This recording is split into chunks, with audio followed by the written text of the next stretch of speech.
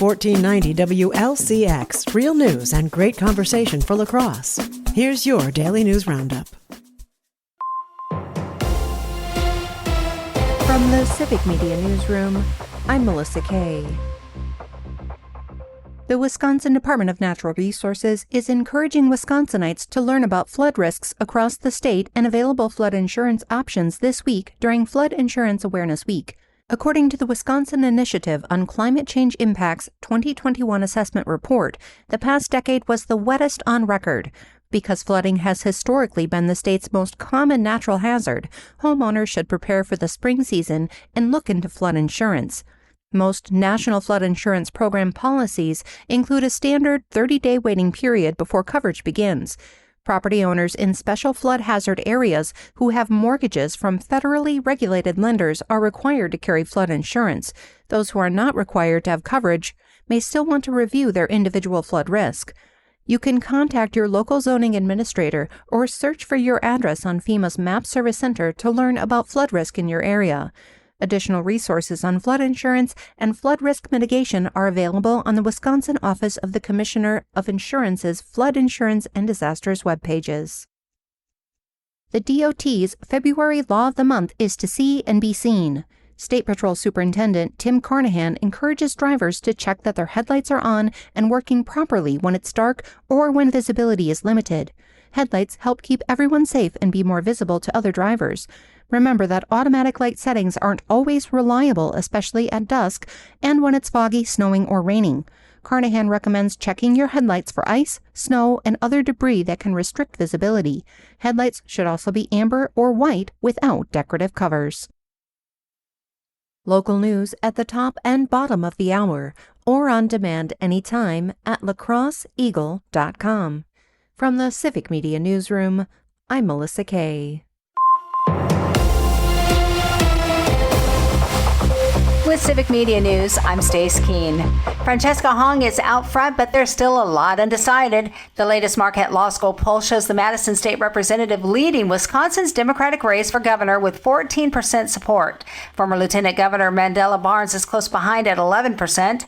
While most Democratic voters remain undecided, on the Republican side, Congressman Tom Tiffany leads with 40%, far ahead of Andy Mansky at 6%. The poll also shows most voters haven't picked a side yet in the state Supreme Court race. Those candidates, Chris Taylor and Maria Lazar, debate tonight. Governor Tony Evers is signing a new bill into law that aims to ease overcrowding in hospitals.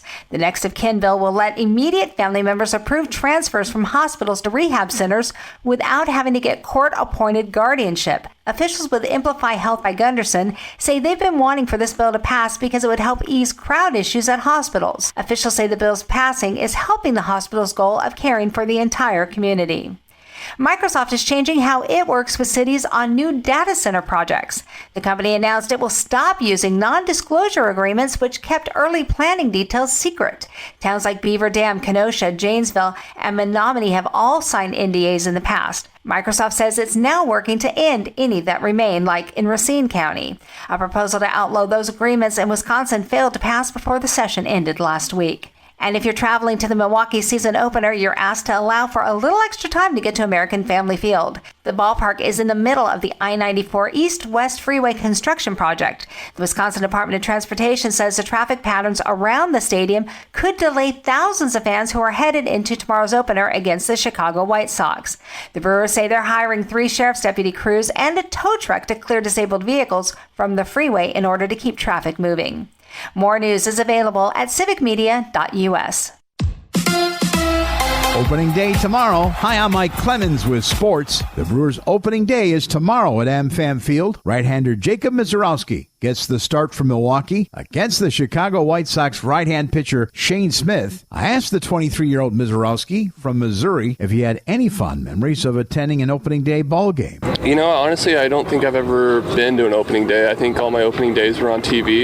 You know, I was playing some other sport, doing something else, so it's going to be kind of fun to finally be at one. The Brewers made a trade yesterday. They picked up relief pitcher Jake Wolford from the Rays in exchange for minor league pitcher Casey Hunt. NBA, the Bucks are in Portland tonight against the Trailblazers. Doc Rivers getting upset after being asked about the Bucks losing 10 of their last 14 games. You know, these we win the last game, right? But my point is, but we didn't and we won the last game. So clearly, they showed up the next game, right? This is not like we got blown out 40 games in a row. That's the Bucs head coach, Doc Rivers. With sports, I'm Mike Clemens. Mostly sunny today with a high right around 67 this afternoon. Tonight, it'll be partly cloudy. We'll drop to 45. And then tomorrow, a few scattered showers, partly to mostly cloudy, a little breezy, with a high of 62 by mid-afternoon. Then temperatures will drop. Behind the front that's moving through, it's going to be colder Friday. I'm meteorologist Sean Cable.